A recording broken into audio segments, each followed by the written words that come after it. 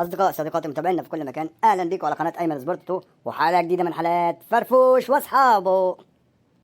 هو يا ابني انتوا اللعيبه بتاعتكم بلطجيه ولا ايه؟ ولا عشان اتغلبتوا يعني بتتحولوا لبلطجيه؟ قول لي بس. هي دي مشكلتنا، بندور على اللي في الصورة وما نعرفش إيه اللي بيحصل في خلف الكواليس. الراجل مظلوم، الجدع استفزه بطريقة غير عادية. وعلى العموم يا سيدي عشان ما تزعلش، القلم طلع بنص مليون جنيه. اتبسطت؟ يعني ايه بقى القلم بنص مليون جنيه؟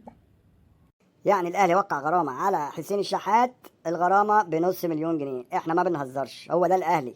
واحد زائد واحد يساوي اتنين، اللي يخرج على النص لازم تعاقب. يا سلام، وهيتخصموا يعني منه؟ طبعا. انت ما تعرفش يا كوتش، الاهلي هي دي المنظومه، ده اللي احنا بنتكلم فيه.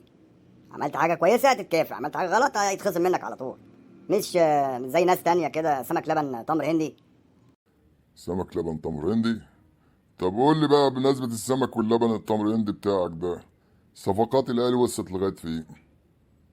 لا اسمح لي بقى يا كوتش، ده بقى كوكتيل مش سمك لبن تمر هندي. وعلى العموم يا سيدي، رضا سليم في الاهلي. اخيرا. وارتحتوا بقى يا سيدي لما خدتوا اللعيب ده اللي طالعين بيه السما؟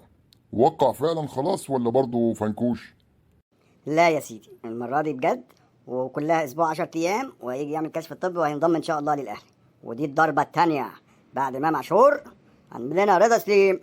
عايزين بقى نهتم شويه بالدفاع كده عشان العمليه تبقى ايه، مظبوطه على سنجة 10. الدفاع وبس؟ انتوا برضه عايزين راس حربة كويس، يكون شرس كده في الصندوق ويخلص كل الكرات العرضية. انت نسيت ولا ايه؟ شفت يا سيدي، امام عاشور بيجي بالليل علشان يجهز ويعمل التاهيل بتاعه. ايه الحكمه بقى ان هو يجي بالليل؟ مش عارف. مش بتقول لي الشبح؟ اه الشبح ما بيظهرش الا بالليل. انتوا اللي بقى اللي عاملين من الحبة قبة. وبابلوني لو خدت منه طلات ابيض. لا هيجي منه ان شاء الله، هيتاهل ويجهز وهينضم للفرقه ويعمل فتره اعداد ان شاء الله قويه. انا مش عارف انت متغاظ ليه يا كوتش، حاسس كده ان انت مش على بعضك.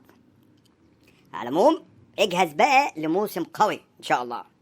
يلا سلام.